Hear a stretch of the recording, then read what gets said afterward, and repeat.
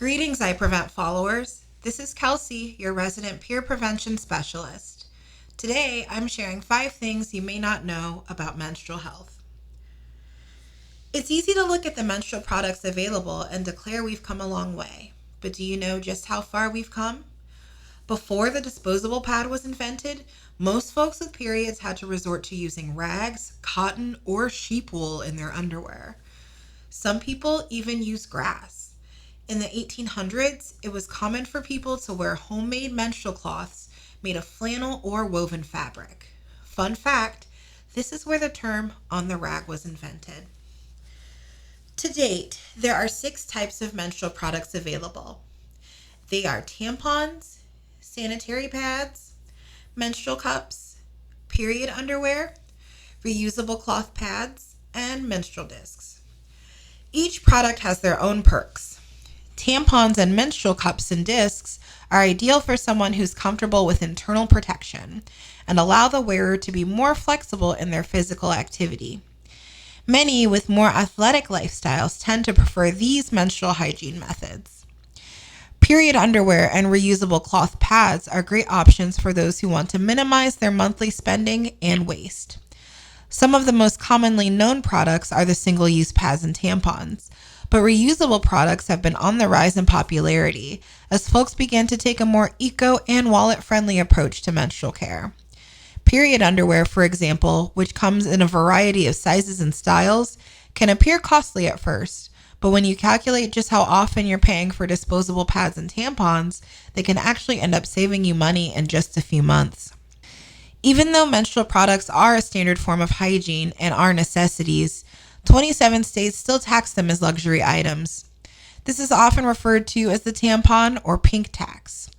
What does this mean? In short, by classifying menstrual products as non-essential items and taxing them as such, an additional burden is placed on those who menstruate and discriminates against them by making items crucial for everyday life unaffordable to some and inaccessible to many.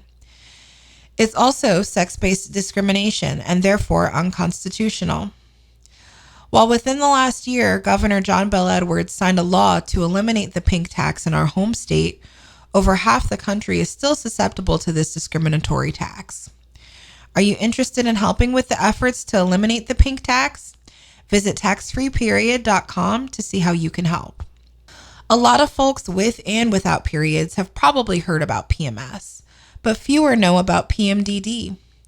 Premenstrual dysphoric disorder is often viewed as a severe case of PMS, but there are a few distinctions.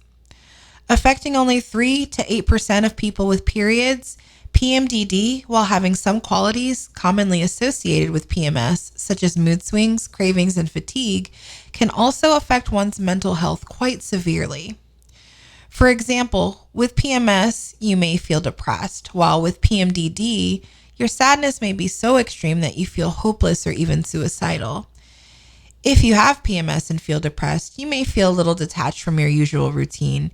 But if you have PMDD, you're likely to stop caring about your job, your hobbies, your friends and family, anything that otherwise might put you in a good mood. Diagnosis and treatment depend on the severity of your condition and can range from lifestyle changes such as a change in diet and quality sleep to medications like SSRIs or birth control. It's normal for your menstrual cycle to fluctuate well into your 20s, 30s, and 40s. Don't be alarmed if your cycle changes from time to time. While we are taught to expect it from our early teenage years into young adulthood, many think that is where the changes end. However, it's incredibly common for things to shift as your body changes. You should keep an eye out for the following if you're in the 20 to 30 range. Heavy flow, which is a need to change a pad or tampon every 1 to 2 hours, or abnormal bleeding that lasts more than 7 days. Irregular period, a sudden change in menstrual cycle length, or menstrual cycles less than 21 days or longer than 38 days. Spotting or bleeding between cycles or after intercourse. Later missed periods, as this could be an early sign of pregnancy or could be caused by polycystic ovarian syndrome, also known as PCOS, and lost menstrual cycle from exercise. That's it for now, folks. Thanks for tuning in, and remember to like, follow, and subscribe for more I Prevent content.